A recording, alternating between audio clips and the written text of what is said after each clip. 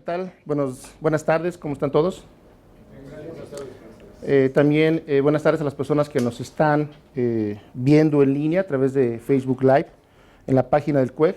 Mi nombre es José Rico Munguía y el día de hoy vamos a tener una plática, diría yo, del decreto que acaba de publicarse este 31 de diciembre del pasado 2018 y que es relevante para efectos fiscales debido a que su aplicación inició el 1 de enero de este 2019. Cabe mencionar que este decreto, por la cercanía de su publicación, pues entre que el 31 pocos trabajaron, el primero fue técnicamente inhábil y por ahí del día 2, el día miércoles, empezó realmente a elaborar, pues se tienen muchas dudas sobre el mismo, razón por la cual nos hemos dado la tarea aquí en el CUEG de hacer una lectura de dicho decreto y en este caso compartirles algunas de las situaciones que creemos pudieran ser objeto de las reglas que publicará el SAT el día lunes 7 de enero. Entonces vamos a comentar el mismo, el decreto, de manera paulatina. Nada, voy a darme aquí la libertad de cerrar un poco esto. Aquí está la que...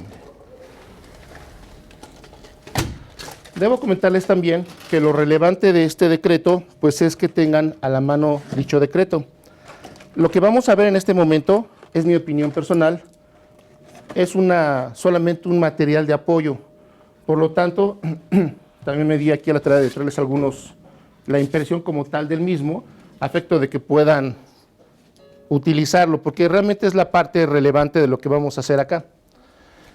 Y bueno, sin mayor preámbulo, pues comencemos. Para las personas que nos están viendo en línea, será importante tener el decreto a la mano y las láminas que veremos en estos momentos se irán proyectando poco a poco para que las vean de manera completa y de esta forma, dada la lejanía que tiene la cámara, puedan también estar en sintonía con lo que vayamos comentando. El primer punto es que este decreto consta de algunos artículos. El primero de ellos es el base y refiere que se considera región fronteriza. Aquí no hay mayor problema, son una serie de municipios, 43 si la vista no me engaña, en diferentes estados, los cuales se consideran como región fronteriza norte para todos los efectos que se refieren en el citado decreto. Es así entonces que este artículo primero tiene esta referencia a cuáles son esos municipios en los cuales se podrán aplicar los beneficios o los estímulos fiscales que comentaremos adelante. Aquí es solamente un tema enunciativo. Ahora es importante advertir que en la parte del artículo segundo de este decreto empieza con la parte de ISR o del estímulo referido al impuesto sobre la renta. Y en esta parte lo que es relevante ubicar es a quién le aplica el famoso estímulo. Miren, muchas presentaciones, y estoy seguro que muchas revistas que saldrán la siguiente semana, harán una copia literalmente de la redacción que está en el decreto. No puedes poner más que lo que está en el decreto.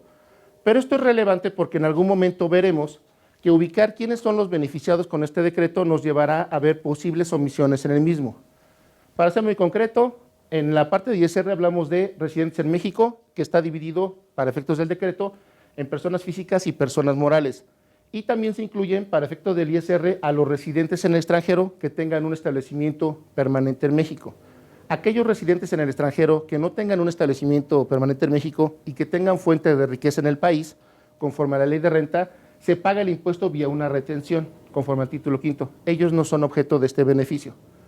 También es importante mencionar que para las personas físicas solo se refiere a aquellas que tienen actividades empresariales. No entran aquellas que tengan los famosos honorarios, como les llamamos, o servicios profesionales. En cambio, en las personas morales sí entran los dos tipos.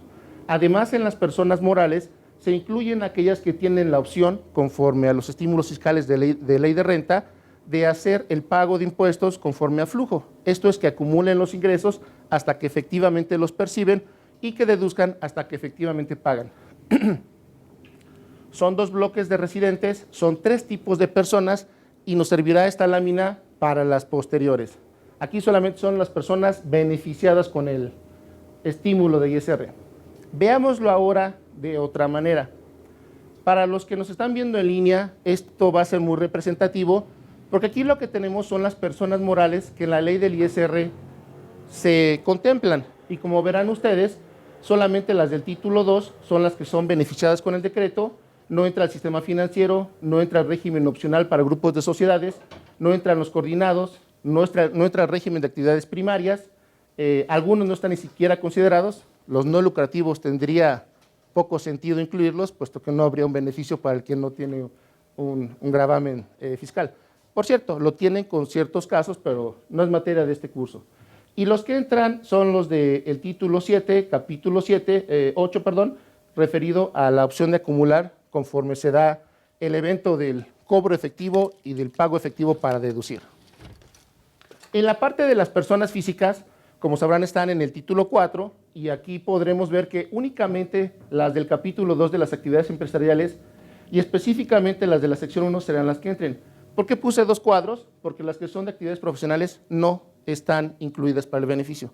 Solamente son físicas con actividades empresariales. Los de incorporación fiscal también son actividad empresarial, pero no están incluidas porque ya tienen un beneficio como tal. Y las otras no están ni siquiera contempladas. Esto nos da un panorama distinto. Por cierto, en la parte de residentes en el extranjero, recuerden que estamos hablando de los residentes en el extranjero con establecimiento permanente, los que tributan dentro del título 2, no como personas morales, pero sí con ellas.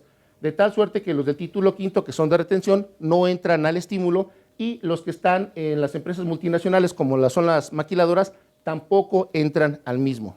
De esta forma, entonces, es que podemos advertir quiénes son las personas a las que les aplica este primer estímulo de ISR, y con este otro cuadro que van a poner en línea, podremos tener un panorama más amplio.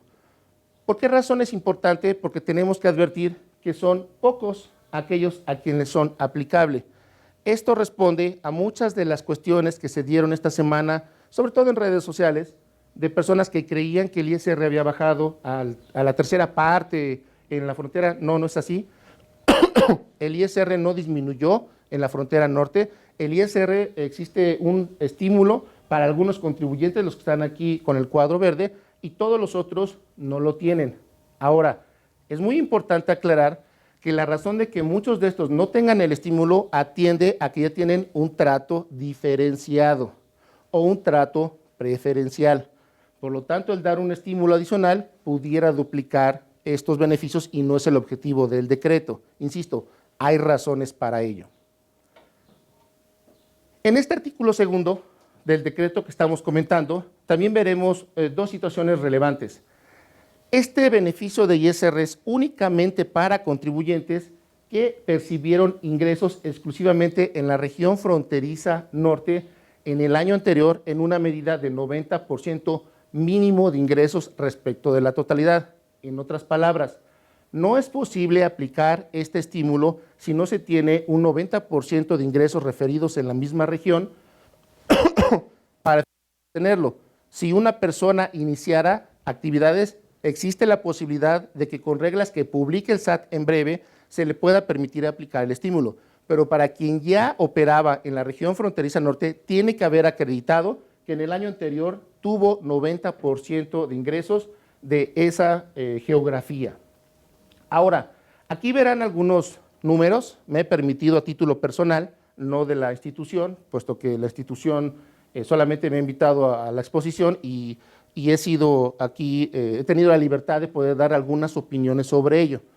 En este caso es importante considerar, aquí con el tema de los ingresos, que el decreto no dice qué tipo de ingresos son los que se deben de considerar. No es lo mismo considerar los ingresos acumulables o fiscales, si queremos llamarlo así, que aquellos ingresos que sean financieros. Porque si tomamos la medida con unos o con otros, entonces tendremos una disyuntiva muy grande. Por lo tanto, se necesita aclarar si se trata de ingresos fiscales o financieros. Esto es muy importante, porque hay muchos tipos de ingresos para los contribuyentes de todo el país. Evidentemente, su servidor tiene la impresión de que debe referirse a los ingresos fiscales, pero mientras esto no esté en el decreto o esté en reglas que publique el Servicio de Administración Tributaria, no hay forma de medir estos ingresos y se pudieran medir con ingresos financieros o fiscales. Un ejemplo, una revaluación de activos. Eso no es un ingreso fiscal, no es un ingreso acumulable y pudiera ser tan representativo en esa región que te permitiera aplicar el estímulo cuando no procedería el mismo. Esa es la primera observación que habría que realizar. Aquí nuevamente se menciona el tema de los ingresos porque la referencia que hace el decreto es para medir los ingresos del año anterior. Esto es, yo puedo aplicar el decreto a partir de 2019 con relación a los ingresos que tuve en 2018. Hay una omisión, porque yo podría no tener el 90% en 2019 y aplicar el decreto. Me explico. A mí me obliga el decreto a que tenga el año anterior 90% de ingresos en región fronteriza norte, pero no me obliga a que durante el propio ejercicio en que lo aplico también tenga ese porcentaje. Por lo tanto, es lógico que si se requiere obtener en el ejercicio anterior ese 90%, sin ser requisito cuando aplico el crédito, se considera que la intención de la autoridad también es obtener ese porcentaje del 90% al aplicar el estímulo. Por lo tanto, debería de existir una regla que señale que para aplicar durante 2019 y 2020 este decreto, también se debe de tener ese 90%, porque de lo contrario, alguien pudiera tener el 90% en 2018, pero con tener cualquier porcentaje en 2019 no habría problema, porque el decreto no lo limita. El otro tema que tenemos en este artículo segundo es que se menciona que esta relación de ingresos se podrá determinar con reglas que emite el SAT. Al día de hoy no están publicadas las reglas, por lo tanto el estímulo es inaplicable. Evidentemente, para efectos de renta, hoy no tenemos un problema, porque el ISR no lo vamos a declarar ahorita, lo vamos a declarar hasta febrero, si eventualmente tenemos un impuesto a cargo. Sin embargo, aunque su vigencia fue a partir del 1 de enero de 2019, sin la existencia de estas reglas, no es posible aplicarlo, porque está condicionado a cumplir las mismas para esta comparación. Evidentemente, insisto, se estima que para el día lunes 7 de enero existan las reglas para esta estimación. Por lo tanto, esto se subsanará de manera inmediata.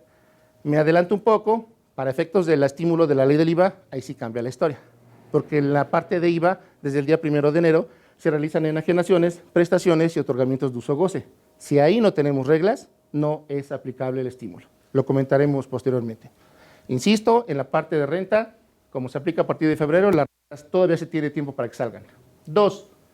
Este crédito fiscal del que tanto estamos hablando corresponde a la tercera parte del impuesto sobre la renta que se cause, el cual, sea en pagos provisionales o a nivel anual, se podrá acreditar respecto del impuesto del propio periodo.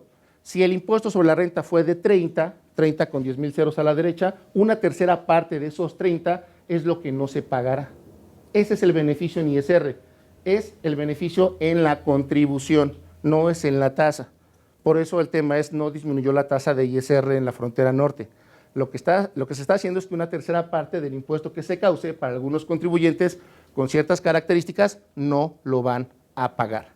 Entonces, aquí está, insisto, la definición, una tercera parte del ISR causado, sea a nivel anual o provisional, y esto es en la proporción de los ingresos, otra vez no se señala de cuáles, de la región fronteriza norte que representen respecto de la totalidad. En otras palabras, esa tercera parte del ISR no es directamente en la tercera parte del ISR, es en la proporción de los ingresos que se tengan en la región fronteriza.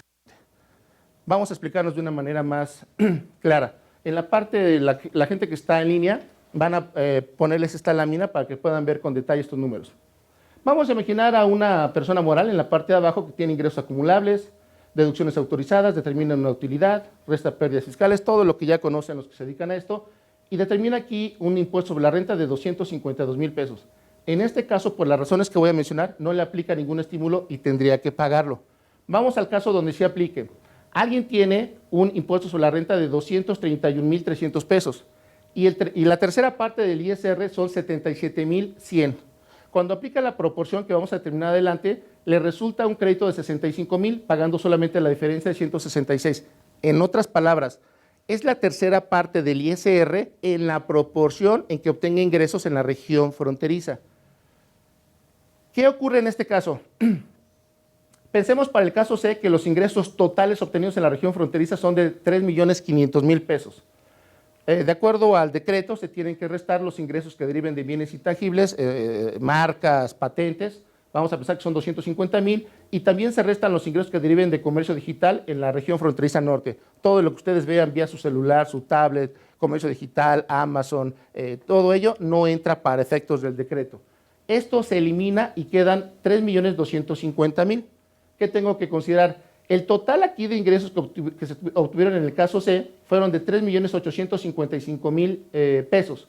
Cuando yo divido los ingresos de la región fronteriza entre todos los que se obtuvieron en el mismo periodo, me da 90%. Quiere decir entonces que considerando que el SAT publique el lunes reglas donde obliguen a que también obtenga 90% en cada periodo de 2019 y 20, este contribuyente sí puede aplicar el famoso estímulo. Vean el caso anterior, un contribuyente con los mismos ingresos, aquí solamente le pusimos 350.000 de bienes intangibles, 100.000 de comercio digital, le da 3.050.000 y tiene 3.890.000. Cuando hacemos la división de los que corresponden a la región fronteriza entre la totalidad, le da 89.97. En opinión de su servidor, este contribuyente no puede aplicar el estímulo, porque sería ilógico que la autoridad dijera, si el año pasado obtuviste mínimo 90% de ingresos, aunque al aplicarlo no lo obtengas, aplícalo. Lo lógico es que debería de decir el lunes 7 de enero en las reglas que también debes de obtener un 90% de ingresos para poder aplicar el estímulo. Por eso es que en estos dos casos, estos dos contribuyentes no pueden aplicar el estímulo. Necesitaría yo tener una referencia mínima del 90% cuando aplico el estímulo para poder ser sujeto del beneficio. Si no, compañeros, el decreto lo que dice es, me mido con el año del 2018, pero no importa lo que pase en 2019 y 20, y eso no es lógico, no es coherente. Aquí tienen un número 2, porque es la referencia al comentario 2 que acabamos de referir, donde la regla del 90% de ingresos debería ser la medida para aplicar el estímulo, no solo la referencia del año anterior. Insisto, no estamos en una plática del SAT, pero tenemos que ver aquí el cómo sí jalan las cosas para todos. Esa es mi opinión y es el comentario anterior. En la parte ya del crédito fiscal hay una particularidad. El crédito fiscal al día de hoy está muy bien determinado en el decreto, falta operarlo en las declaraciones. Por eso es que esta parte, a quien le aplique el crédito, para control del SAT, tendría que indicar en qué renglones o en qué casillas colocar, en mi opinión, tanto el porcentaje de ingresos obtenidos en la región fronteriza para ver que te aplica el estímulo, como el crédito fiscal en las propias declaraciones. ¿Por qué? Porque cuando nosotros vamos ya a plasmar esto al pagar los impuestos, puede ser que no tengamos, recuerden que son aplicaciones electrónicas, y si no hay una casilla que nos permita una disminución del impuesto, podemos estar en un conflicto, o puede detonar que el llenar una casilla incorrecta, el fisco vaya y me pregunte las razones de ese llenado. ¿Cómo se soluciona esto? Muy sencillo. En reglas de carácter general, esperaríamos que eso ocurriera a más tardar el lunes, un poco después, el SAT mencione dónde colocar este porcentaje para que él controle a quién le aplica el estímulo y dónde colocar el crédito que se deja de pagar para que el diferencial sea lo que efectivamente perciba. Este es un ejemplo muy simplista, pero lo que nos muestra es precisamente lo que mencionamos en la lámina anterior, de que no solamente podemos utilizar el 90% para medir el año pasado, sino para medir la aplicación, en opinión de su servidor. Y que ya el crédito tal cual aplique, cuando estén las reglas que procedan, tendrán que determinar dónde mencionar el porcentaje y dónde poner eso en una declaración. De lo contrario, compañeros, no vamos a poder pagar, porque si la línea de captura te sale con los 231.300, ¿cómo le haces? Sería más trabajo para el SAT. Lo lógico es, insisto, que esto se aplicara en alguno de los lugares que para efectos de electrónicos pueden ellos habilitar. A ver, solamente para permitirme darles aquí. Recuerden, insisto, olvídense de revistas y presentaciones. Lo importante es la ley, en este caso el decreto. Si quieren ver algún comentario, algún artículo, perfecto, pero se los digo por experiencia de lo que he leído esta semana, me he encontrado errores, me he encontrado aseveraciones que no lo son, y eso es porque, insisto, llevamos 4 días o 3. Creo que leer el decreto es lo más sano, y compararlo con las opiniones de terceros está muy bien. Ok, es así entonces que ya sabemos que el decreto aplica solamente para 3 tipos de personas: morales, físicas con actividad empresarial y residentes en el extranjero con establecimiento permanente en México. Aplica para quien en el año anterior, 2018, obtuvo 90% de ingresos en región fronteriza norte, cosa que el SAT publicará en reglas para acreditarlo, y el crédito corresponde a una tercera parte del ISR que se causa a nivel provisional o a nivel anual.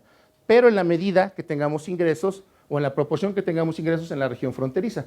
Por eso es que en este ejemplo, no obstante que el 33% eran 77,000, si mi nivel de ingresos en región fronteriza es de 84, en esa medida tendría que disminuirlo y solamente tendría el beneficio por 65,000.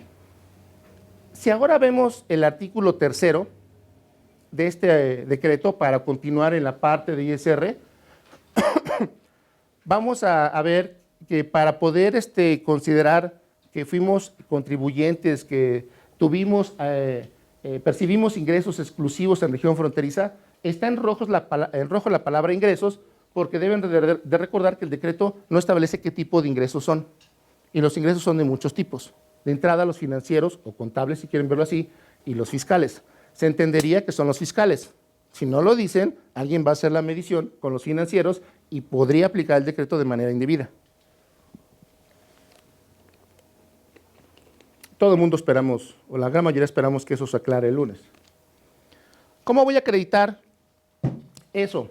Uno de los requisitos de esos ingresos exclusivos es que yo acredite que 18 meses estuve en ese domicilio de la región fronteriza norte respecto de una fecha de inscripción en un padrón.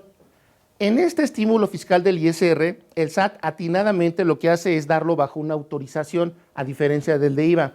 En el de IVA, como veremos, es solo un aviso, y eso es muy delicado.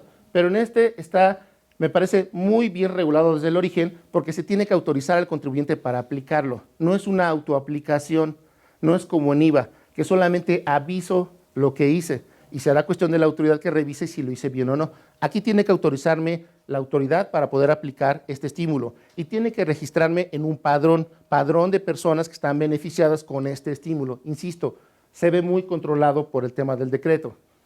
Entonces tengo que acreditar ese año y medio. Si alguien pregunta por qué 18 meses, nadie lo sabe, ¿a alguien se le ocurrió? Y cuando se inician actividades en la región fronteriza, que es una pregunta que muchas personas referían, ¿qué pasa si quiero abrir una sucursal? ¿Qué pasa si quiero empezar a obtener el beneficio pero no estoy en la región fronteriza? Puede solicitarse la inscripción al padrón, y si apenas voy a iniciar las actividades, tengo que demostrar que voy a tener capacidad económica, activos nuevos. Nuevos es cuando se utilizan por primera vez en México, o si los compro incluso de partes que sean no relacionadas. E instalaciones para operar en la región fronteriza, y estime los famosos ingresos que hemos referido. Ingresos que debería de definirse si son los contables, los financieros o los fiscales, o de qué tipo. Aquí me detengo con dos comentarios. Fíjense que en el tercero, a diferencia del artículo segundo, no se califican los ingresos. Si se fijan en el artículo segundo, decía que los ingresos debían de ser los percibidos, y en el artículo tercero no se calificaron.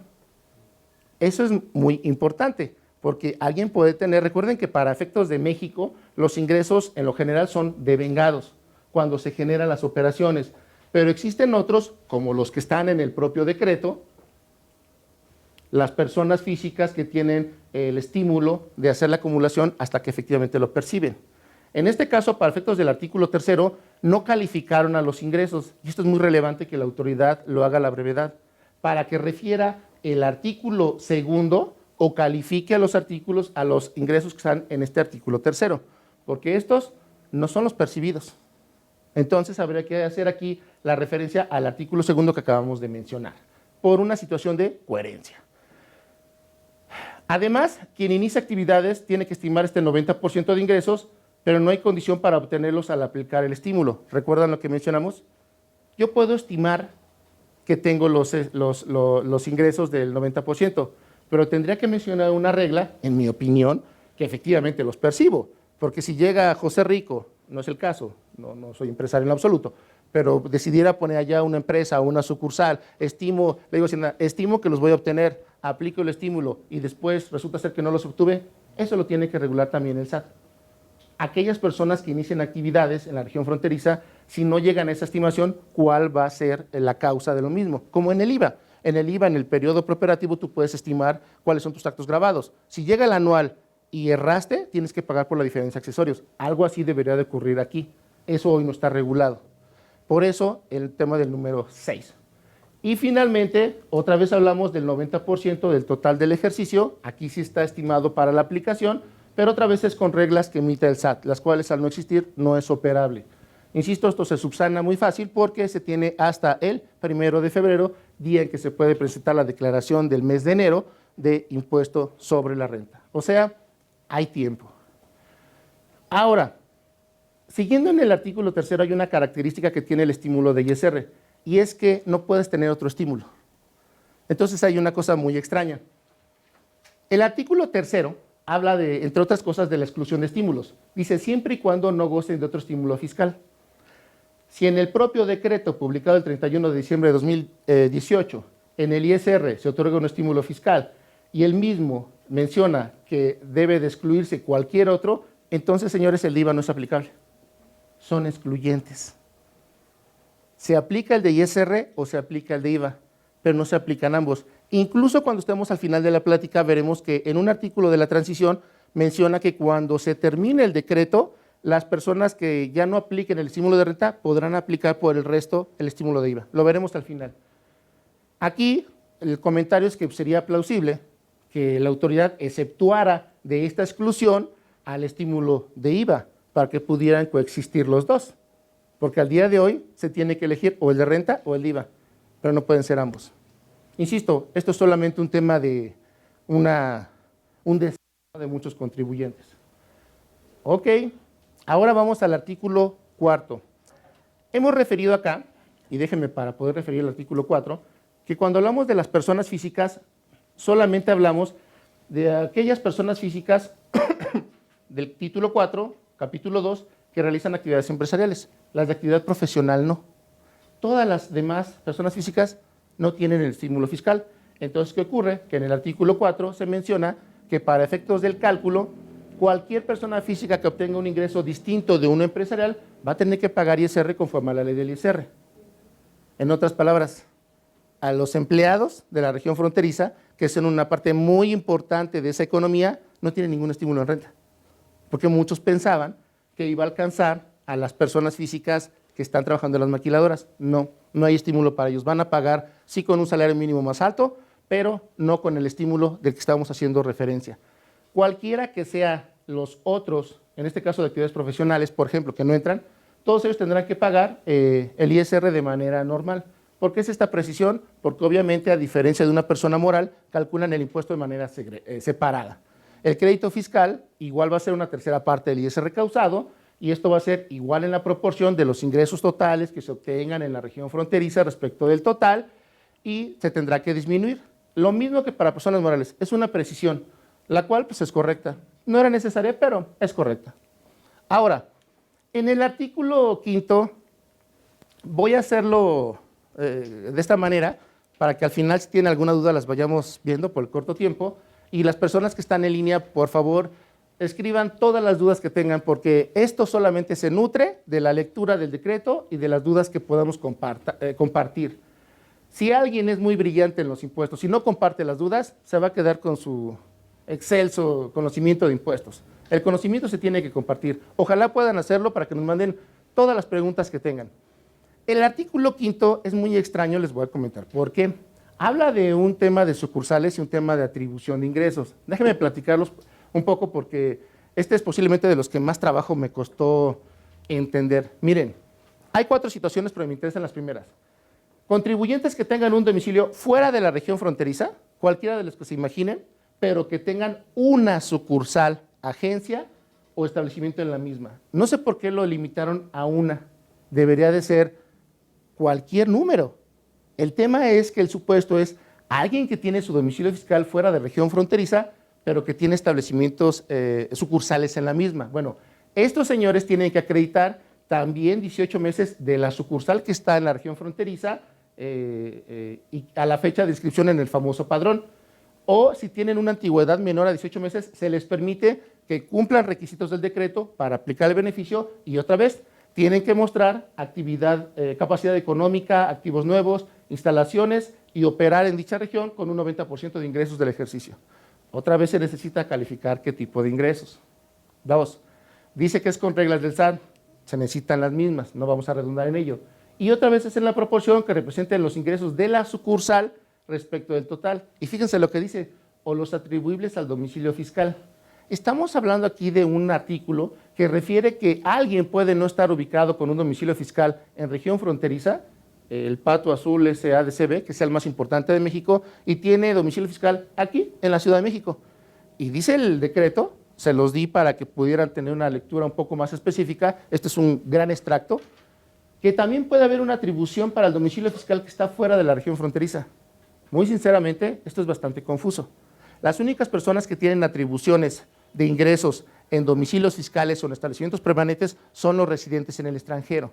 La ley del ISR obliga a que se le atribuyan ingresos a una sucursal dentro o fuera del país o a un domicilio fiscal de un extranjero, aunque no haya realizado la actividad. Pero aquí, sin mencionar si se trata de esta figura, se menciona la atribución al domicilio fiscal cuando está fuera de la región fronteriza. Por eso es que aquí en el número 8, para quien está viendo esto en línea, verán que mi comentario es que se debe de aclarar si estos ingresos atribuibles al domicilio son cuando el supuesto es que está fuera de la región fronteriza norte. Existe una duda. ¿Cómo se van a atribuir ingresos a un domicilio fiscal que está fuera de la región fronteriza norte? Lo único que se acerca a esto es un residente en el extranjero y no podría ser porque su domicilio fiscal no estaría ahí. Aquí hay algo extraño, lo externo con toda sinceridad, en la medida de la lectura que su servidor le dio al decreto, me parece que esto tiene que aclararse o decirnos cómo aplica. Vean el caso 2. El caso 2 es alguien que sí tiene domicilio en región fronteriza, pero las sucursales son las que están fuera de ella, o sea, el caso contrario. Ahora sí tienes domicilio ahí, pero tu sucursal está fuera. Y acontece lo mismo. Tienes que acreditar los 18 meses en el domicilio, a la fecha de la inscripción, adquieran las sucursales para que te escriban en el padrón y únicamente aplica la proporción que represente los ingresos de la sucursal. Vean nomás, si las sucursales están fuera, ¿cómo es que van a ser los ingresos de la sucursal que estén fuera de ella los que voy a utilizar para la proporción? Esa es otra duda que se tendría que aclarar en las reglas. ¿Cómo aclarar los ingresos atribuibles ahora a sucursales que están fuera de la región fronteriza? Este artículo 5 vale la pena leerlo varias veces porque de acuerdo a lo que está ahí escrito, si se fijan bien, está copiado y pegado en los últimos 3 renglones. Y aunque los últimos 3 renglones refieren ubicados en región fronteriza, la duda es muy clara. ¿Para qué voy a atribuir domicilio fiscal ubicados en región fronteriza si el supuesto es que está fuera de la región? ¿Para qué voy a atribuir ingresos en sucursales si las agencias o sucursales están fuera de la región? O fue un error no redactarlo, al copiar los párrafos, que es lo que se advierte en una primera instancia, o algo quisieron decir que, en mi opinión, valdría mucho la pena que lo aclararan. Ese es el artículo 5, pero aquí hay 2 circunstancias adicionales. Se menciona aquí que quien no aplique el crédito fiscal, como las pérdidas fiscales, si tú tienes derecho a aplicar la pérdida y no la aplicas, pierdes el derecho. O sea, el error se castiga. Si alguien tenía posibilidad de aplicar el estímulo y no lo hace, pierde el derecho hasta por el monto que lo pudo aplicar. Igualito que en las pérdidas fiscales. Casi igualito que en las pérdidas fiscales. Las pérdidas fiscales es otro tema mucho más, muy interesante, digamos así. Y finalmente, la aplicación del estímulo no genera ninguna devolución ni ninguna compensación. Para algunos de estos que en mi opinión han sido abusivos y han querido sacar ventaja de algunos créditos. Solamente les pongo la referencia. Ubico perfectamente el crédito de pérdidas fiscales, digámoslo así, o de pérdida fiscal por YETU, que cuando se eliminó la ley, hubo quien lo pidió en devolución. Ah, como tengo este crédito y quitaste la ley, pues entonces ahora me lo devuelves. Pues obviamente eso no prosperó. Bueno, aquí ya se dice de antemano que no va a dar derecho a la devolución y a la compensación el aplicar este estímulo. ¿Ok? ¿Vamos bien? Vamos ahora a mencionar el artículo 6. Quiero que diferencien, por favor, y perdón porque me regrese. Cuando comentamos el artículo 2, establecimos a quién le aplica el decreto e hicimos una pequeña geografía de la ley de renta para ver en los rojos y en los blancos a quién no le aplica. Ahora tenemos que ver a los que están excluidos de manera específica. Esto es como los gastos deducibles y como los no deducibles. Los requisitos de las deducciones hay que cubrirlos, si no, no se deducen. Pero los gastos que son estrictamente no deducibles, esos nunca van a ser deducibles. Y la ley lo señala de esa manera. Ok. Aquí son las personas que están excluidas para aplicar este estímulo. No tiene un comentario porque en mi opinión fue algo muy atinado por parte de la autoridad. Chequen esto. Las personas que están ubicadas en el penúltimo párrafo del artículo 69, los que no tienen la reserva de ley de la información, y no tienen la reserva de ley porque tienen créditos fiscales firmes, tienen créditos fiscales que están determinados pero no pagados ni garantizados, están inscritos en el RFC pero no están localizados, tienen una sentencia condenatoria por haber cometido un delito fiscal, tienen créditos fiscales que fueron cancelados porque no eran costeables o porque había insolvencia de la persona del crédito fiscal o de la persona responsable solidario, o tienen un crédito fiscal que les fue condonado. Pues sería injusto a estos señores, y por eso no tengo, perdón, un comentario, que se les diera un beneficio adicional. Es mi opinión, que está muy bien. Estos 6 son los primeros, más estos que están acá para formar 20. Todos aquellos que tengan una presunción de haber emitido facturas con operaciones apócrifas, del famoso 69B, esos no pueden entrar a este beneficio. Sería una incongruencia darles un beneficio a los señores que estamos buscando para que dejen de operar estas situaciones, que insisto, aquí el problema es que se trata de una presunción. Ese es el gran problema, que no me extrañaría que muchas de esas presunciones no lleguen a buen puerto, o peor aún, que por no haber querido la autoridad recibir las pruebas que le dio el contribuyente, lo gane en un juicio, y al final llega el contribuyente, ¿ya viste? Me tuviste 2 años sin expedir comprobantes fiscales y al final te gané el juicio. Esos señores es la razón por la que acaban de modificar el 69B el año pasado, ¿eh? No crean que fue una situación que se le ocurrió a la autoridad. Perdían los juicios, tuvieron que modificar el artículo porque adolecía de lo que ganaban en los mismos. Insisto, solamente lo comento de manera aislada. Fíjense qué interesante es esta redacción que hicieron para este decreto. Inclusive tener un socio o un accionista con la presunción de un EFO es causal para que no te aplique el estímulo. Me parece correcto. Es que sería muy fácil. Es que yo no tengo la presunción. Sí, pero tu accionista sí la tiene. O sea, es tu dueño. Por supuesto que no te debería de aplicar. En mi opinión, esto es muy atinado, honestamente. Este sí es muy delicado, fíjense. Quien hubiera realizado operaciones con EFOS que no acreditaron que efectivamente adquirieron bienes o servicios, eso es suficiente para entonces no aplicar el estímulo. En otras palabras, no tienes que ser EFO o tener un accionista EFO. Solamente con haber tenido una operación con alguien que fue EFO es suficiente. Les voy a poner un ejemplo. En una facultad de Derecho muy importante en el país, un día me habló la gente de la administración y me dijo, oye, tenemos un problema. Tal proveedor de papelería está en el listado. Pero a mí sí me dio la papelería. O sea, el señor se dedicaba a dar facturas sin sustento y algunas sí tenían sustento. A quien sí tenían sustento lo metió en un problema. Afortunadamente esta facultad acreditó que sí recibió los bienes que había adquirido, vaya. Pero imagínense aquí, realizar una operación con un EFO te saca del decreto. Insisto, me parece muy lógico, solo que es muy delicado porque habrá muchos casos donde posiblemente no era aplicable el tema de la operación con el EFO, en fin. Y obviamente es, afortunadamente, si no se acreditó el tema de adquirir los bienes o los servicios, pero aquí hay un truco. ¿Quién determina si se acreditó o no la adquisición de los bienes y los servicios? ¿Quién? El SAT. Me ha tocado ver, se los digo con conocimiento de causa, dijimos, oye, aquí está la factura, señor, ahí están, voy a llamarle tinacos, unos tinacos impresionantes. Esta factura es de esos tinacos. Va a haber un serio. No, de todos modos, para mí no lo recibiste. Señores, estamos al arbitrio de la autoridad. Eso es un problema para el SAT. La verdad es que deberían de incluir aquí que el funcionario que a través de un juicio, que después gane un contribuyente, demuestre que se equivocó al no aceptar las pruebas, le hagan también a él una sanción económica. Porque si el funcionario dice que no, aunque tenga la razón, pues te va a dejar en este supuesto y no vas a poder aplicar el decreto, además de las sanciones por ser EFO. En fin, muy delicado. Quien hubiera hecho una indebida transmisión de pérdidas fiscales tampoco le aplica el decreto. Eso es para otro curso, la transmisión indebida de pérdidas. En algún momento lo haremos. Quienes realicen actividades empresariales a través de un fideicomiso, por el beneficio que ello implica. Quienes tengan ingresos derivados de bienes intangibles, no es un beneficio, es una excepción. Quien tenga ingresos de comercio digital, salvo algunos que menciona el SAT, esperemos que ya los publique el lunes. Quien suministre personal mediante subcontratación o intermediación, que ha sido castigado, y sí es muy serio, la verdad es que es muy serio. No digo que todos lo hagan mal, yo creo que muchos lo hacen bien, pero tiene razón en haber puesto esto la autoridad. Bueno, en este caso, en el decreto. Quien tenga contribuciones omitidas observadas en 5 ejercicios previos al 2009 y no lo haya corregido. Esto me parece que es un exceso. El hecho de que alguien tenga una observación y una contribución omitida bajo un acto de fiscalización, eso no te hace malo. Eso no te hace malo. Habrá que ver en qué etapa estás del proceso. Oye, si tengo una fiscalización y no lo he corregido y estoy en tiempo, porque la autoridad tiene 6 meses para emitir la liquidación, como ustedes bien saben, pues, ¿cuál es el problema? O sea, hay muchos contribuyentes que son fiscalizados, se les determina la omisión de contribuciones y pagan. Es más, algunos no pagan y ganan en el juicio. Esta sí me parece un exceso, pero bueno, es importante conocerla. O sea, igual y no lo corrigió porque tiene la razón.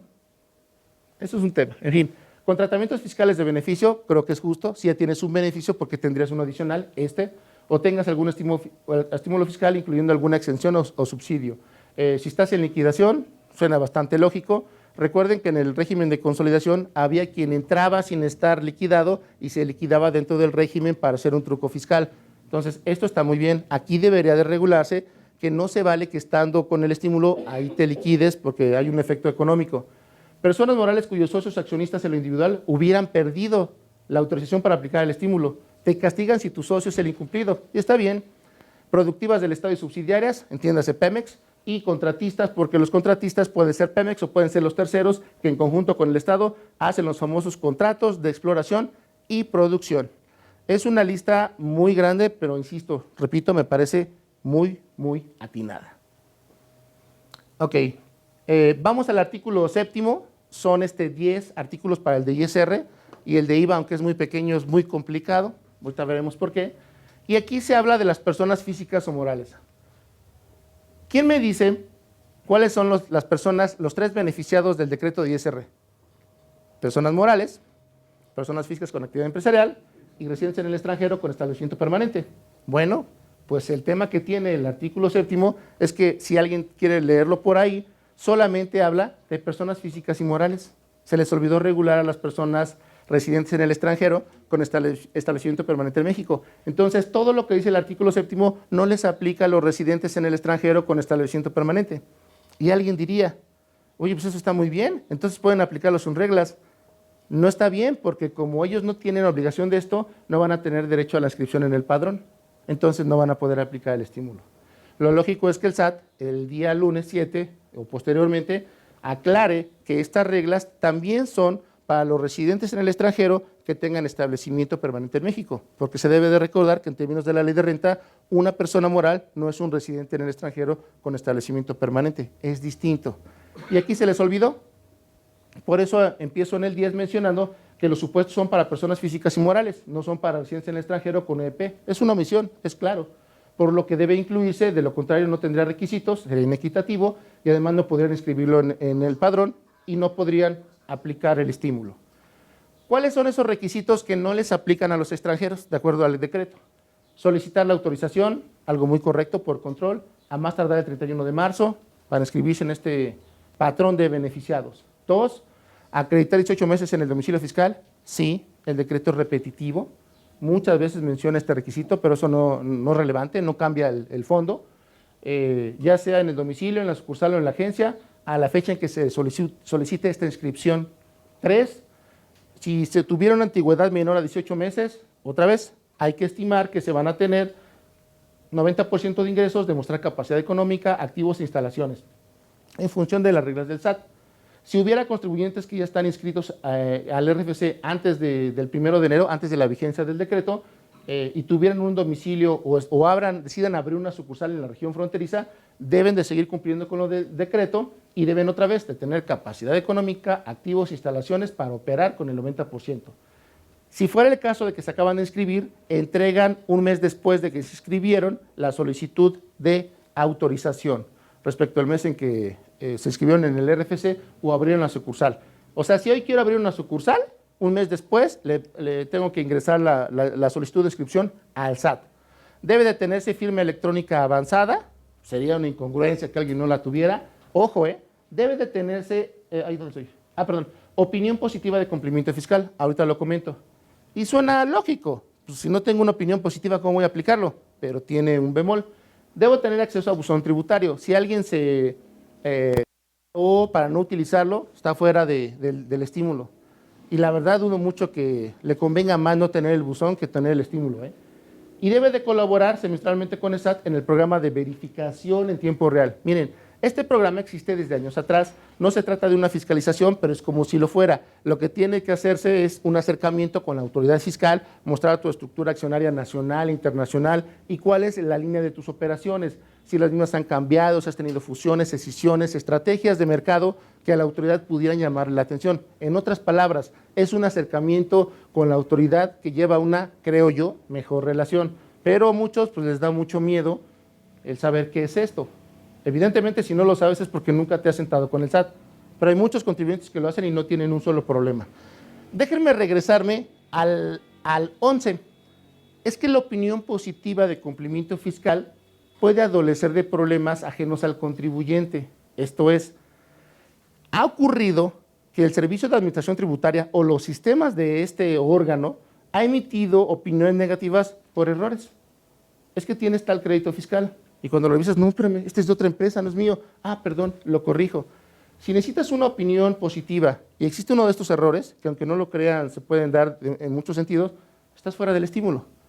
En mi opinión, me parece que para quien ya esté inscrito en el padrón, si posterior a ello el SAT identifica una de estas omisiones, debería notificar al contribuyente dicho incumplimiento, darle un plazo razonable para su atención inmediata. Creo yo que 5 días deberían ser suficientes. Si te interesa, lo haces rápido. Y así, sobre todo, eliminar este tipo de factores externos que pueden a veces afectarte como contribuyente y que no era porque tuvieras un incumplimiento real, era una situación de forma y que en 5 días puedes tú solucionarlo sin necesidad de quitarte todo un beneficio fiscal de esa tercera parte del ISR.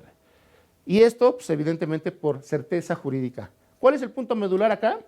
Que no están los residentes en el extranjero. No se les olvide, deben de incluirlos en las reglas. Ok, para quitar ahorita las muchas letras que son del decreto, decidí poner aquí una pequeña imagen para no hacerlo tan... Si ven todos el decreto que tienen en sus manos, son miles y miles y miles y miles y miles de letras, ¿no? Entonces leerlo es para que se lo lleven, por supuesto, les va a dar la pauta a sacar creo que más dudas, pero creo que es más fácil hacerlo de esta manera.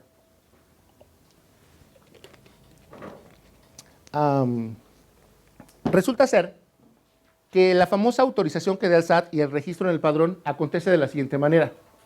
Hay que presentar una solicitud y es muy importante, hay que ingresar ahí la forma en que se acredita que se cumplen los requisitos del decreto.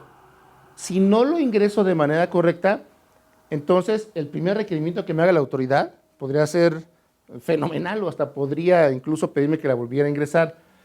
Tengo que solicitarlo, cumplir los requisitos que establece el decreto y las reglas que publica el SAT, y en 5 días hábiles podría la autoridad hacerme un requerimiento y darme respuesta, bueno, dar la respuesta de ese requerimiento yo en otros 5 días hábiles, y se tiene un mes para dar una resolución. Si la resolución es positiva, entonces me registrarán y me podrán dar el alta en el padrón, y este registro necesita tener una renovación que es anual, a más tardar cuando tengo que presentar la declaración anual. Aquí el problema es que el decreto dice que si no hay resolución, pues entonces es una negativa ficta. Y esto es muy desafortunado, porque con un nuevo gobierno que pregona todos los días que estamos en un nuevo Estado de Derecho, o por lo menos real, pues ¿cómo va a aceptar la negativa ficta? O sea, el tema aquí es que el SAT debería de emitir una resolución, incluso si es negativa, explicando las razones de ello. ¿Para qué? Pues para tener certeza jurídica. O sea, si queremos que todos participen en el beneficio, ya hay que eliminar estas figuras de negativa ficta. No te contesté, entonces no quiso. O sea, dile por qué. Porque seguramente esta persona, si subsana esas cosas, podría mañana entrar al estímulo. Si lo que queremos es reactivar la economía, que ya no consideramos, ya no mencionamos los considerandos del decreto, al final es un tema de beneficio para todos, para la sociedad, para la industria, para la relación con la frontera norte y eliminar una serie de problemas que se tienen. Esto creo que deberá ser muy rescatable por el SAT, quitar esa figura de la negativa y decir por qué razón no te dio la resolución. ¿Para qué? Pues para que vuelvas a ingresarlo y para que puedas tener acceso al beneficio. Es lo que se quiere, ¿no? ¿Ya vieron cuántas cosas hay que pasar para tener el beneficio? Y si nada más te dicen, no te responden, pues entonces, señores, todo lo que hemos platicado aquí, con lo complejo que sería operarlo ya en la realidad, sería a la basura. Por otra parte, aquí en el artículo 8, estoy comentando insistiendo en que los plazos son para personas físicas y para personas morales. O sea, es el punto 10 de la lámina anterior. No son para residentes en el extranjero con establecimiento permanente. Es una omisión, es claro. Yo no tengo duda. Ahora vamos al artículo 9. Como verán, muchos temas son los requisitos, ¿no? Cómo operarlo. Resulta ser que puede haber una baja del famoso padrón, y en esta baja, pues el contribuyente que hubiera estado inscrito, dice el decreto, puede solicitar que su baja del padrón. Yo creo que no debieron de mencionar que son los contribuyentes inscritos, porque un contribuyente que no esté inscrito puede solicitar su baja, pues no, solamente pueden solicitar a los que están inscritos, ¿no? En fin, temas de redacción. ¿Para qué dices que el inscrito puede solicitar que se le dé de baja? Pues los no inscritos no pueden solicitarlo. El tema es que quien solicita esta baja, a partir de la solicitud de la baja o del incumplimiento para obtener la autorización, debe dejar de aplicar los beneficios, pierde los beneficios por todo el ejercicio, y esto es muy delicado, porque en un año, en 2020, van a haber dos beneficios: el que se pague en el anual de 2019 que se presenta en 2020 y los pagos provisionales del 2020. Si en ese 2020 pierdes el beneficio solicitando tu baja del padrón, pierdes los dos, los pagos provisionales de 2020 y el anual de 2018, y eso sería catastrófico. ¿Por qué? Porque debes de presentar declaraciones complementarias y pagar el ISR sin el estímulo, con actualización y recargos. Vamos a los detalles. Dice, y ustedes por eso les di el decreto, a partir de que se solicite la baja, pues habrá que ver quién en su sano juicio solicita la baja sabiendo que le va a costar financieramente. Vean lo que dice el decreto. Se incumplan requisitos para obtener la autorización para inscripción. Si yo incumplí los requisitos para la inscripción, pues no me han inscrito. Si no me han inscrito, ¿cómo voy a presentar declaraciones? ¿Me explico? Se equivocaron, porque esto es para los que estando inscritos, incumpliendo algún requisito, se les sancione con ello.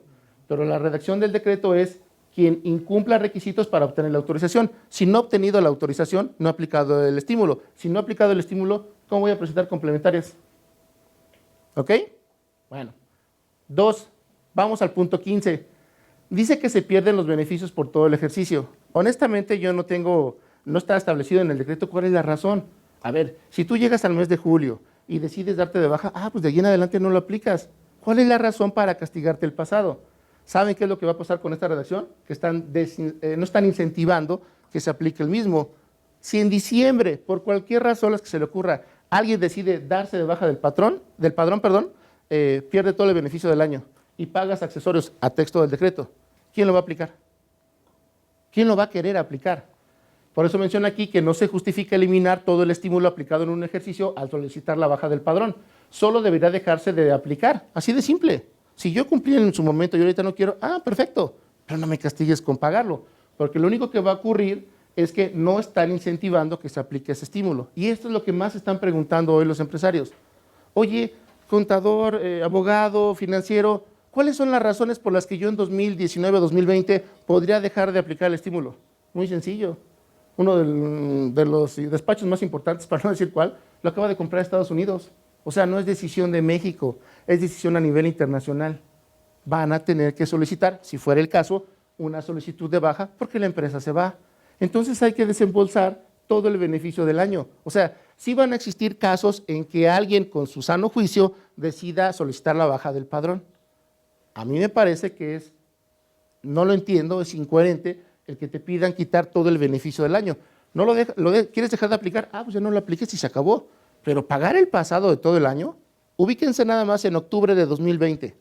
Cuando tengas en marzo el pago del anual de 2019, más todos los pagos provisionales hasta octubre, decides bajarte del padrón, pagas entonces los 2 años.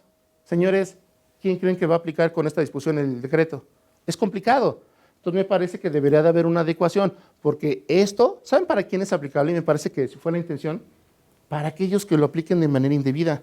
Imagínense ustedes que algún contribuyente decide aplicar el estímulo, pero de manera indebida hace algo y no llega a los ingresos o no cumple algún requisito y el fisco se da cuenta 7 meses después o 1 año después. A ese sí le debe de pedir que le pague con accesorios y con recargos todo el beneficio indebido, que por cierto, ese no está regulado. Si ustedes leen el decreto, no está regulado qué pasa si alguien de manera indebida aplica el estímulo. Esta me parece que debería ser la redacción. Insisto, me parece que es un error de redacción. Si estoy incumpliendo requisitos para ser autorizado, pues no he aplicado nada. Esto está mal. Esto deberá ser para quien de manera indebida aplicó el estímulo. Esa es mi opinión. Finalmente, en la parte de accesorios, pues no se justifica pagar accesorios, recargos, cuando se cumplieron requisitos durante la aplicación del estímulo. Es lo mismo. Esta situación debería aplicar únicamente a quien indebidamente aplicó el estímulo junto con el pago del beneficio indebido. Eso sí es lógico. Si ustedes lo buscan, no está el castigo por aplicarlo de manera indebida, pero sí está el castigo para el cuate que solicita su baja. Insisto, no me contesten. ¿Quién va a solicitar este estímulo? Pocos. Artículo 10 y último de ISR. Este se refiere a la revocación de la autorización, o sea, la facultad que tiene la autoridad para poder revocar la autorización. Vean la diferencia en los mundos. Hace un rato comentábamos que si un contribuyente solicita su baja, lo castigan con todo el año y los accesorios. ¿Qué creen? Que si el SAT revoca la autorización, solamente lo da de baja y ya, y no le pide pagar accesorios. ¿Se les hace lógico? Fíjense, el SAT puede revocar la autorización y dar de baja del padrón a los contribuyentes cuando no presente la solicitud de renovación. Eso está muy bien. Pero si yo no la presento al 31 de marzo, solamente me afectaría los pagos de enero a marzo, los provisionales. O se dejen de cumplir requisitos. Perfecto. 17. El incumplimiento de requisitos solo implica dejar de aplicar el estímulo, en mi opinión. Pero en caso de solicitar la baja, debe pagarse el beneficio obtenido con recargos, el que acabamos de comentar. Entonces, ¿quién en su sano juicio solicitaría la baja conociendo la carga financiera de hacerlo? Pocos, salvo que estén obligados. ¿Por qué razones al que incumple requisitos no se le sanciona pagando el beneficio que obtuvo? En caso de ser indebido, obviamente, y de demostrarse.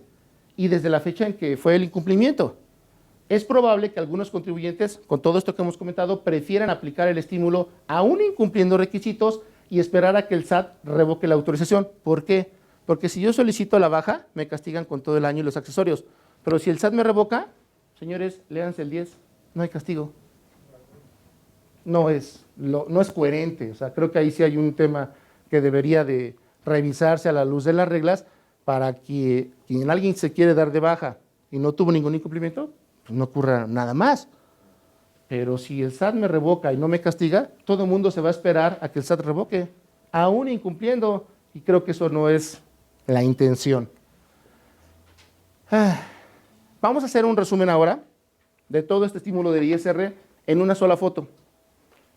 Es para residentes en el país y en el extranjero con EP en México, con sus bemoles. Personas físicas solamente cuando tengan actividad empresarial, que es el punto 2. Se excluye quien ya tiene algún beneficio fiscal o un tratamiento diferenciado. Es por ingresos exclusivos del 90%. Ahorita solamente en comparación y en estimación. No se obliga a que los obtengas en la realidad. Creo que es lo que falta regular. El crédito es de una tercera parte del ISR causado, sea a nivel anual o sea a nivel provisional.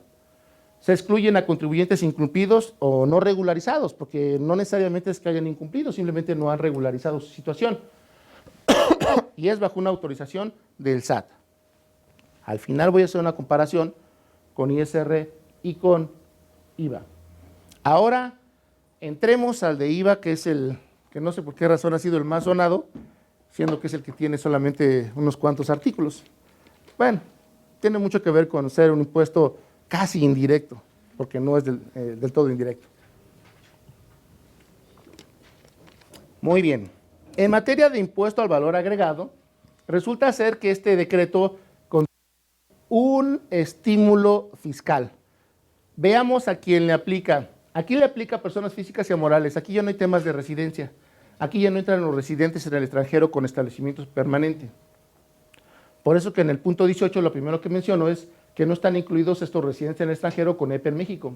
Es un tema de discriminación porque así se decidió, solamente es para advertirlo. No obstante, que sí existan residentes en el extranjero que realicen operaciones en la región fronteriza norte. Primera diferencia con el de ISR. 2. Deben de realizarse estos 3 actos o actividades. Recuerden que para IVA hay 4. Estos que aquí señalamos: enajenar, prestar servicios, otorgar uso, goce o importar. La importación está fuera. Pero aquí hay un problema. Si alguien me quiere confirmar lo dicho, dice la palabra realizar. Y eso es un problema para efectos del impuesto al valor agregado, porque para efectos de IVA, cuando tú enajenas, se realiza la enajenación al cobrar. En otras palabras, alguien me preguntaba esta semana, ¿cómo realiza una enajenación yéndote a un banco de la región fronteriza? Si no lo haces ahí, no está realizado en acto en región fronteriza, porque así lo establece la ley del IVA. En la parte de enajenación, se considera que se efectúa la enajenación al cobrar, a diferencia de la prestación de servicios y del otorgamiento de uso-goce. Entonces, te tienes que ir a la región fronteriza y cobrar ahí. Eso es realizar la enajenación en una geografía. En cambio, en prestación de servicios y en otorgamiento, ahí no. Cuando se trata de bienes en la ley del IVA, lo que importa es dónde están los bienes. Cuando se trata de servicios es dónde está el contribuyente. Esa es la diferencia. Se tienen que realizar estos actos o actividades en locales ubicados en la región fronteriza. ¿Saben cuál es el problema del decreto? Que no dice de quién sean estos locales. Si alguien de los que lo tiene por ahí lo quiere revisar, verá que cuando se habla de realizarlo en locales o establecimientos ubicados en la región fronteriza, no dice que sean de la persona que realiza el acto. En otras palabras, pueden ser las de tus clientes. Yo supongo que el día lunes 7 de enero el SAT publicará reglas donde mencione que estos locales ubicados en región fronteriza deben de ser de la persona que realiza el acto, porque de lo contrario pudieran ser de tus clientes. No se establece condición sobre la propiedad de locales y establecimientos en los que debe realizarse el acto o actividad, por lo que pueden ser de tus clientes. Así está hoy el decreto, ¿eh? Para control del SAT, pues es deseable que sea de quien aplica el estímulo y obviamente que sean locales y establecimientos que el SAT tenga registrados de ese contribuyente. Porque ¿de qué forma va a controlar el SAT que se realice en región fronteriza y que sean esos locales? Muy sencillo. De hecho aquí lo puse, lo comento de una vez, el 19. No se incluye la importación de bienes y servicios cuando es una actividad representativa. Muy bien. Fíjense que el artículo 25, fracción 3 de la ley del IVA, dice que no se paga el IVA en importación cuando lo que importes no sea objeto de pago de impuesto en México. Si importas algo por el que no se paga impuesto en México o se le aplica la tasa del cero, la importación tampoco lleva impuesto. Es muy lógico. Aquí debería de haber, en mi opinión, una posibilidad, debería ser lógico, permitir el estímulo de IVA a importaciones de bienes y servicios que en región fronteriza se enajenen o se presten o se otorguen en uso goce con dicho estímulo con tasa disminuida, porque de lo contrario vas a pagar 16 y vas a vender al 8. ¿Eso qué te va a dar, compañeros? Pues un saldo a favor. Entonces vas a tener que esperarte hasta que el fisco te lo devuelva. El plazo para que el fisco devuelva una devolución en términos del código son 3 meses, hablando de días naturales, son los 40 hábiles, más los requerimientos, o hasta de un año si ejerce facultades de comprobación. En otras palabras, ¿qué será más caro? ¿Esperar a que me regresen una devolución actualizada o financiar esa parte del ingreso para mi flujo de operaciones? ¿Cuánto es la tasa bancaria al mes? ¿Alguien sabe? ¿Saben cuánto es la tasa de actualización que te da el SAT? Es mucho menos, es ínfima. Entonces, el cuate que quiera aplicar este estímulo tendrá que decidir entre pedir los saldos a favor y esperar en el flujo, porque hay que pagarle a los empleados en muchos casos, y pagar la tasa de interés para financiar ese pago. No está tan sencillo, ¿eh? ¿Ok? Entonces, una forma en que se podría hacer es con esta opción. Y el otro tema es, para efectos de que el SAT pueda controlar esto, evidentemente tendría que poner en reglas que para controlar que se realicen en la región fronteriza, sean con CFDIs que tengan domicilios ubicados en región fronteriza. Obviamente, de los locales y establecimientos que tiene dados de alta el SAT. Porque si alguien me pone una tasa del 8%, que es la mitad del estímulo, ahorita lo veremos, en una geografía donde no es región fronteriza, yo creo que no le aplica el estímulo. Ok, pero esto solamente quiénes son los beneficiados. ¿Cuál es el crédito? A diferencia del de ISR, que es sobre la contribución, aquí es sobre la tasa. Algo muy curioso. Sobre el 16% se aplica el 50% de disminución, entonces te quedas con una aplicación directa del 8%. El problema es que al día de hoy, y bueno, seguramente se arreglará en la siguiente semana, los FDIs y las aplicaciones electrónicas no están habilitadas para aplicar el 8%. No existe, dijeran por ahí en un comercial. Obviamente la solución pues es que a la brevedad las aplicaciones electrónicas permitan aplicar este 8%. Creo yo que deberían los FDIs de incluir la leyenda operación efectuada en región fronteriza y tener el tema del domicilio fiscal que sea región fronteriza, que uno que por ahí me compartieron debería ser el tema del código fiscal. Pero la otra situación es que yo los tenga registrados. O sea, Si yo soy el SAT y yo tengo aquí registrada mi base de datos de sucursales y domicilios fiscales en región fronteriza, a esos son a los que les debería permitir yo el estímulo, no a otros, porque de lo contrario podría haber estímulos, personas que lo apliquen de manera indebida. Me explico, adelante. En el artículo 12º, el segundo artículo de este decreto de IVA, dice que un requisito es que se realice la entrega material en región fronteriza. Y aquí el problema es, si la entrega se hace en región fronteriza, evidentemente se trata de un estímulo local y excluyente. Si tú vendes desde Jalisco y entregas el servicio parcial, una parte en Jalisco y otra parte en Tijuana, por decirlo en un ejemplo muy rápido, pues no te aplica el estímulo. Tendrías que estar tú ubicado en la región fronteriza. Esto es como el IVA, es totalmente local, no es universal como otros impuestos como el ISR, por ejemplo, que están en casi todos los países. Esto sí es territorial. Entonces, al tener un requisito de entrega material en región fronteriza, que se entiende para efectos de controlar que solo ahí se benefician, se excluyen los actos parciales. Por ejemplo, entregas parciales de bienes de activo fijo segregados en más de una geografía. Ejemplo, activos fijos, líneas de producción y líneas de ensamble. Esos están fuera del beneficio y hay muchos en este país. Servicios de transporte que no se concluyan en la región fronteriza o realizados fuera de ella con término en la región fronteriza. Aquí no aplica como en la parte de los servicios, por ejemplo, de aviones. Recuerdan que una parte se considera prestada en México y otra fuera de él. Aquí no aplica eso. Eso podría aplicar aquí, pero tendría que ser decisión de la autoridad de hacerlo. Hoy el decreto no lo contempla. Ahora, ¿cómo controlar esto? Uno, aclarando que los FDIs deben de corresponder al domicilio de locales o sucursales dados de alta en la región fronteriza. Me refiero al domicilio de la región fronteriza. Por quien realiza los actos, entiéndase que las sucursales son de ellos, y B, incorporando en los FDIs, creo yo la leyenda, entrega material. Porque ¿cómo se va a cerciorar Hacienda de la entrega material? ¿Quién me dice? Eso es imposible, señores. Es imposible. Es más, me atrevo a pensar que alguien emita CFDIs en región fronteriza, cobre en región fronteriza y la entrega lo haga en otro lugar. ¿Cómo lo va a controlar el SAT? Evidentemente a través de la fiscalización, evidentemente a través de las reglas. Por eso es que en este caso el tema fuerte de la autoridad sería que la regla lo estableciera y que su acto de fiscalización fuera muy eficiente. Porque muchos centros de distribución, como ustedes conocen, están fuera de la geografía del domicilio fiscal.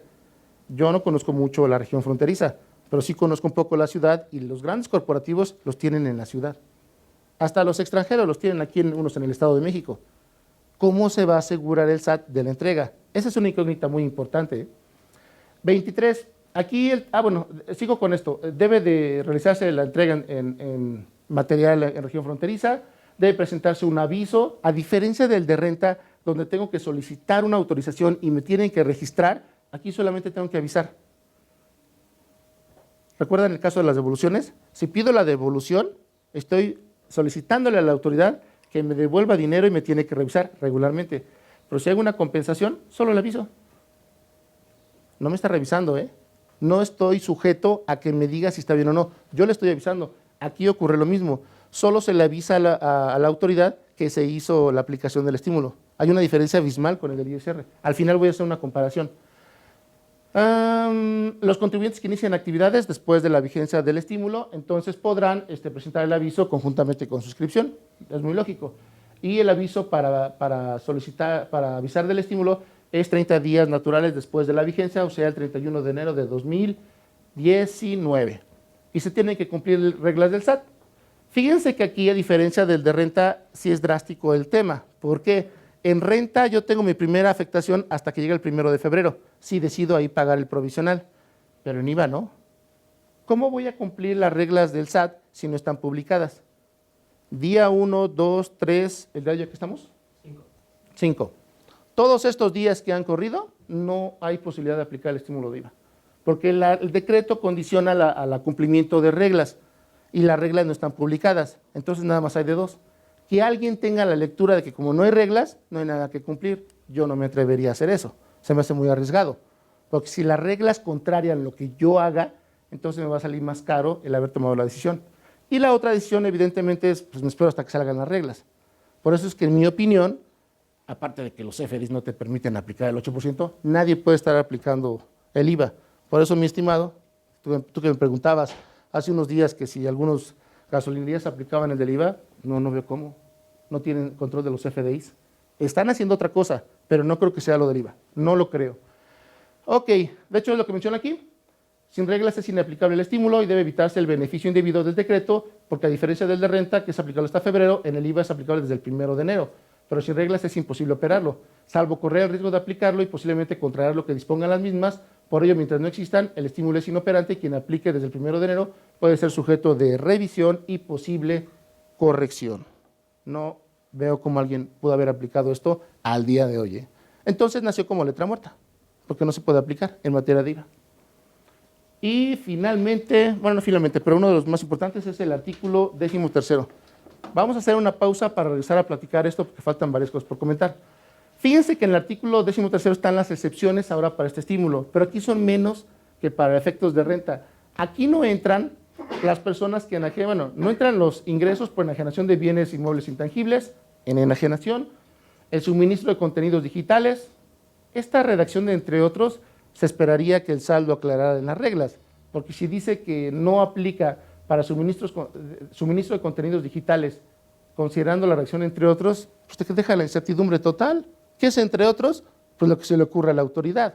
Entonces, esta redacción no debería ser parte de estos decretos. Debería de darse certidumbre jurídica, porque solamente puede desalentarse el aplicar el estímulo y señalarse claramente cuáles son esos supuestos para dar certeza jurídica. Los que tengan la reserva improcedente del artículo 69 no entran con la presunción de EFO, con socios EFOS, quien haya realizado operaciones con ellos sin haber demostrado el recibir el bien o el servicio y quien haya hecho una transmisión indebida de pérdidas. Si se fijan, aquí no están incluidos todos los contribuyentes que ya tienen un trato diferenciado o preferencial. Aquí sí entran para el IVA, que es lo que vamos a ver en un cuadro posterior.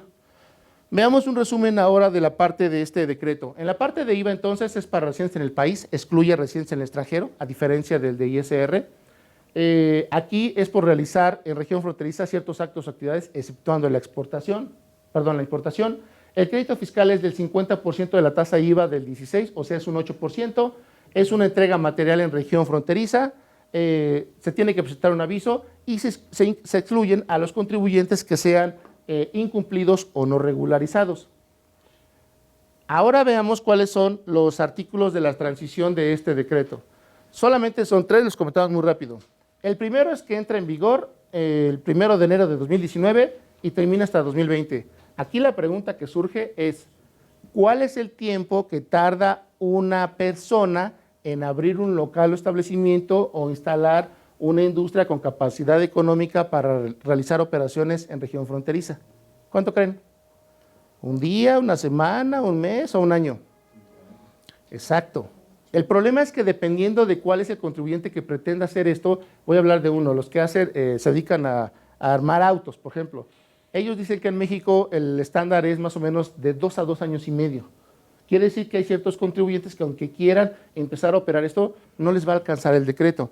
Por eso es que, por certidumbre para efectos de la operación, muchos podrán no entrar al estímulo, porque en 2 años pues, no te alcanza ni siquiera para poner un negocio en forma, obviamente, para operarlo. Y eso suponiendo que tardaras un año, tendrías un año más para operarlo. Y la verdad es que esto es mucho dinero, señores. Dura 2 años, pues, el decreto. 2. Los contribuyentes que dejen de aplicar el estímulo de renta, el primero que comentamos, cuando concluya el famoso decreto, por ahí en 2020, podrán aplicar el beneficio de IVA. O sea, se confirma que los estímulos son excluyentes. Solamente puedo aplicar el del IVA. Si apliqué renta, puedo aplicar el de IVA hasta que termina el estímulo para renta. No se pueden aplicar los dos al mismo tiempo. Y cuando perciban los ingresos hasta el 10 de enero. Y aquí hay otro tema. Ya no está condicionado que la percepción del ingreso en esos 10 días hábiles del 2021 sean en región fronteriza. Entonces, ¿qué va a pasar? Que algunos contribuyentes pudieran guardar las operaciones del último mes del 2020 para cobrarlo y tener el beneficio hasta el 2021. Pero como el decreto ya no limita que sea región fronteriza, ya se pueden ir por la libre por esas operaciones. Y si alguien me dice, oye José, ¿cuánto pueden representar? Señores, hay gente que factura por segundo, en serio. O sea, eso puede representar mucho dinero. Entonces me parece que en este transitorio debería mencionarse que esta percepción de ingresos debería de ser en región fronteriza, porque si no, pues ese día, es más, no duden que para ese mes de diciembre de 2020 muchos se incorporen al decreto. ¿Por qué? Por esta operación que permite la transición sin límite para hacerlo en región fronteriza en 2021. Tercero, todos los actos o actividades del estímulo de IVA que se hayan celebrado hasta el término del famoso decreto al 2020, cuando se hayan entregado los bienes o prestado los servicios o otorgado el uso goce, y el pago de la contraprestación se realiza entre los primeros 10 días naturales del 2021, acontece la misma situación. Ya no se regula si hay una restricción a hacerlo en la región fronteriza. Miren, los comentarios aquí, el primero ya lo hice, el tema de la vigencia. De acuerdo con la necesidad de tiempo de realizar algunas inversiones, es poco probable que se alienten las mismas con beneficios de únicamente 2 años. Esto es para un sector muy específico de contribuyentes. Muchos que son medianos, grandes, no podrán entrar. 26, que es el tema del IVA. Se confirma la imposibilidad de aplicar los 2 estímulos al mismo tiempo. O sea, son excluyentes. Creo que deberán de incluirlos. 27, la transición contradice la aplicación del decreto, porque permiten el pago de la contraprestación en los 10 días posteriores sin limitar la geografía, por lo que algunos contribuyentes podrían guardar las operaciones para que en 2021 lo hagan conforme a su libre albedrío. Y finalmente, no se regulan las operaciones de 2018 con efecto en 2019. Miren, resulta ser que si ustedes se fijan en las operaciones que se tienen, hay operaciones que nacieron en el 2018 y que van a terminar en 2019. Pagos parciales, FDIs vinculados, cobros que hice, facturas que cancelé. Todos los 8 conceptos que tienen los FDIs no están regulados. Entonces, si alguien tiene un CFDI que quiera cancelar del 2018 con un CFDI vinculado, es no deducible. Eso no está regulado. Me parece que deberían de regularlo. ¿Por qué? Porque la fecha para presentar los requisitos de las anuales de renta son hasta el 31 de marzo. Y ahora, para hacer esto un poco más sencillo, veamos este resumen. El ISR aplica para personas físicas con actividad empresarial, pero no cuando no las tienen. En cambio, en IVA aplica para ambas. Para las personas morales no hay ninguna distinción. En el caso de residentes en el extranjero, solamente aplican el ISR cuando tienen EP en México. Si no tienen, recuerden que son del título quinto, no les aplica el beneficio. Pero en IVA los excluyeron a ambos casos. En general, los residentes en el extranjero.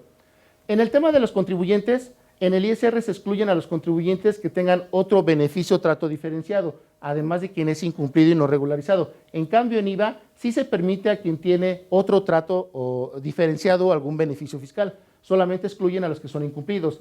Y finalmente, lo que se tiene es una autorización vía el ISR y un aviso vía el IVA. En el ISR se excluyen a personas físicas, que es lo que más ha sonado, con actividades profesionales, pero no en caso de personas morales. Hay un mayor control del SAT porque el estímulo es bajo su autorización. En cambio, en el IVA no se incluyen a los extranjeros, mientras que en el de renta sí. El control del SAT es menor porque solo se presenta un aviso. Su fuerte van a ser las reglas. Y este es el punto medular, que para el SAT las reglas que ponga en materia de IVA será lo que le dé la pauta al mejor control de este estímulo de IVA.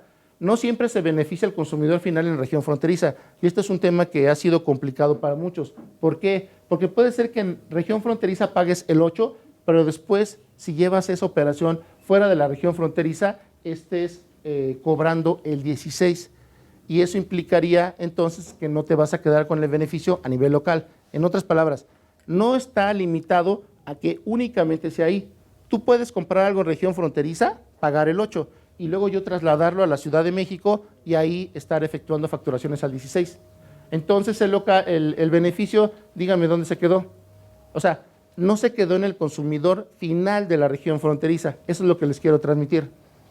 Finalmente, operaciones con quienes no aplica un estímulo pagarían el 16%. Muchas personas preguntan que por qué algunas personas no están facturando al 8%. Bueno, no facturan al 8% porque no hay reglas.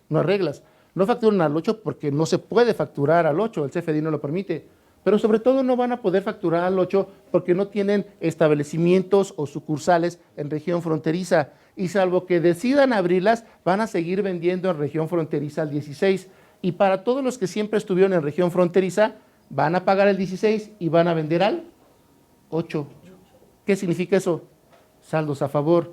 Pago al 16%, cobro al 8%, me quedan 8 puntos porcentuales de saldo a favor. ¿Cuánto tarda el fisco en pagármelo? 3 meses naturales, 40 días hábiles, más 2 requerimientos de 20 y de 10 días hábiles, o un año si me fiscaliza. ¿Se dan cuenta que en IVA la implicación es muy, muy fuerte?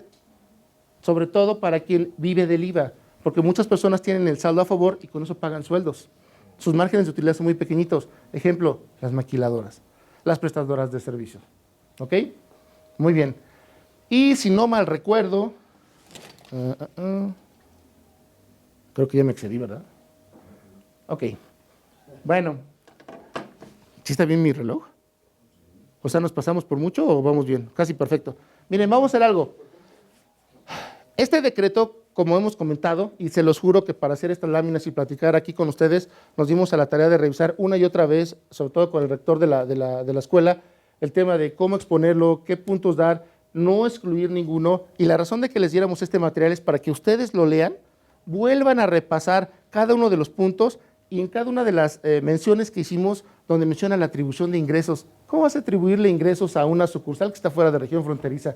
Ahí hay algo raro que no lograron, creo, transmitir. El hecho de que hayan excluido algunos contribuyentes de los estímulos, bueno, pues así fue la decisión, no pasa nada. Lo que sí está mal, por ejemplo, es que a los extranjeros, en la parte de renta, no les hayan puesto los requisitos para solicitar la inscripción, porque ellos están imposibilitados hoy a aplicar eso. Porque cuando empieza el artículo 7º, si no mal recuerdo, dice las personas físicas y las morales, y nunca habla de los residentes en el extranjero que están en el artículo 2. Es una clara omisión.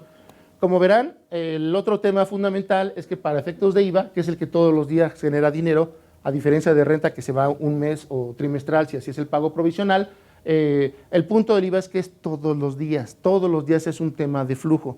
Ese es muy importante. Por eso es que para ese las reglas relevantes o las reglas, mejor dicho, serán muy relevantes para la autoridad, porque es el mayor control. Y finalmente, en mi opinión, tienen que regular en CFDIs que solamente sean sucursales conocidas por el SAT, con la mención de entrega material. No sé cómo lo va a controlar el SAT, tendrá que hacer algunas pruebas selectivas, pero ese requisito de entregarlo materialmente en región fronteriza está en chino, está en chino, señores, en chino. De hecho, solamente les dejo un comentario. Hay empresas que funcionan 24 horas, por ejemplo, las que producen cigarro, o sea, no paran sus máquinas. Y yo creo que el SAT tiene un horario de sus empleados. No creo que en la noche estén verificando quién entrega. Y si han visto las noticias, o noticias públicas, por eso rompen bardas y después se llevan los contenedores. O sea, no está tan sencillo. Pero bueno, ahí tienen, señores, los estímulos que están publicados en este decreto. Puede ser que las reglas nos den mucho más para advertir otras situaciones. Y si se fijaron un poquito en lo que hicimos en este ejercicio, nosotros advertimos 28 puntos que podrían ser sujetos de regulación. Obviamente 2 son solamente sugerencias, ¿no? Que no nos excluyeran los 2 decretos. Algunas fueron como que unos meros deseos, pero salvo eso estaríamos hablando de 26, 25 cosas que posiblemente deberían estar regulados ahí. Y pues, preguntas que tengan. ¿Qué pasó, mi estimado Alan? Yo, para el tema de la residencia para IVA, sí. ¿No pueden quedar incluidos los extranjeros por una referencia indirecta al último párrafo del 3 de la ley de IVA? ¿En qué sentido? Que se consideran residentes en territorio nacional los extranjeros que tengan establecimientos. ¿Pero cuál es tu pregunta? Perdóname, no alcanza. Ahorita dijimos que el decreto no contempla o no incluye a los residentes. Ya, en IVA, ¿es correcto? El decreto para IVA menciona personas físicas y personas morales. Y si vemos el artículo que refiere qué se considera persona moral, no establece allá los residentes en el extranjero. Además, recordemos que los establecimientos, los residentes en el extranjero, solamente hay 2 formas de tributar. Cuando tienen establecimiento permanente, fracción 2 del artículo 1 de renta, y cuando no lo tienen, fracción 3, que este es título 5, y este es cuando están en el artículo 2 y con todos ingresos y deducciones. O sea, entran al título 2 invariablemente. El tema para IVA, yo no lo vi de esa manera, pero no creo que esté contemplado ni como persona moral, ni mucho menos como persona física. Creo que no estarían considerados. ¿Qué es este cuadro? Qué bueno que lo mencionas. Este es un gran cuadro resumen de estos decretos. Con todo lo que hemos comentado, es lo que menciona aquí Alan, es que precisamente para IVA no está ningún extranjero. Él dice si por la referencia de residencia pudieran incluirse. A mí me parece que no, por las referencias de renta. Es que es interesante lo que menciona Alan, porque para efectos de IVA no importa la residencia para realizar el acto o actividad. Lo que importa es quién lo haga. Puede ser nacional o extranjero. Por eso es que él hace esa pregunta. El problema está en que la parte de persona física y moral está referida ya a algunos artículos. Pero bueno, podríamos analizarlo. Nada más te pediría que me mandaras un correo para darte la respuesta, porque si no, ¿cómo nos comunicamos?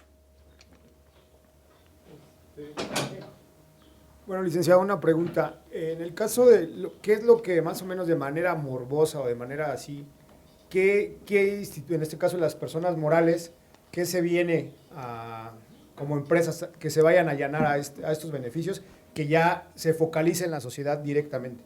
O sea, como que se imagina, no sé, usted comentaba de que las ensambladoras, por ejemplo, en Tecate hacen la Tacoma, posiblemente la famosa Tacoma. Ajá, la famosa Tacoma, que ese vehículo allá sea más barato y si tú vas y lo compras que en cualquier otra parte de la ciudad, o en este caso algunas empresas que ya se focalice ese beneficio, que de inmediato ya la sociedad, como usted lo comenta, que también es para que se beneficie la sociedad de esto, ya venga, se estabilice ya más o menos directamente.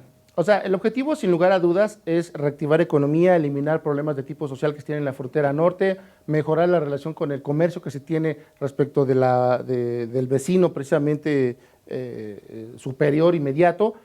Pero vaya, el problema está en que los beneficios como el de renta, hablando de la empresa que me refieres, por ejemplo, no podría entrar porque ya tiene un beneficio que es el de maquila. Pusimos un cuadrito en la cuarta lámina donde mencioné los que están en el artículo 179 al 180 y tantos. Y en el 180 y 81, perdón que lo mencione así, ahí es donde están las maquiladoras. Si es un contribuyente que tiene ya estos beneficios, no podría entrar. Vaya, existen muchos contribuyentes que ya están en la región fronteriza norte que ya tienen un trato diferenciado. Esos ya no entran. Por eso es que el de renta es para, yo le digo, para muy, muy cumplidos. Entonces, sí se advierte que con estos beneficios se pueda cumplir el objetivo de reactivar la economía y mejorar la vida social en la región frontera norte, pero también la realidad es que muchos ya no les serán aplicables estos beneficios, como el de renta en lo que acabas de mencionar, porque ya tienen un beneficio, que es el de, en este caso, el de ser maquiladora y no considerarse establecimiento permanente, pagar sobre un rango de utilidad menor, etcétera. Pero lo que realmente debe ocurrir es que habrá que esperar esta semana cómo se van dando el tema de la aplicación de las reglas que publique el SAT, para efecto de que también se pueda hacer una revisión de todo lo que vaya aplicando poco a poco, porque es un decreto muy nuevo. O sea, tenemos 4 días que se publicó, ¿no? Y si le quitamos los 2 que estuvimos en Asueto, estaríamos hablando casi de 3. Yo creo que el lunes con las reglas, y me parece que incluso quien haga un comentario de esto, será bueno hacerlo con las reglas en 1 o 2 semanas, porque ya la operación es la que también le va a dar mucho la pauta al SAT a cuáles cosas pueda ir modificando, si es el caso. Pero el enfoque es claro, que esa región del norte tenga una mejor economía, que se pueda reactivar y que los temas de carácter social se vayan eliminando, los malos. Eso no me queda ninguna duda, ¿no?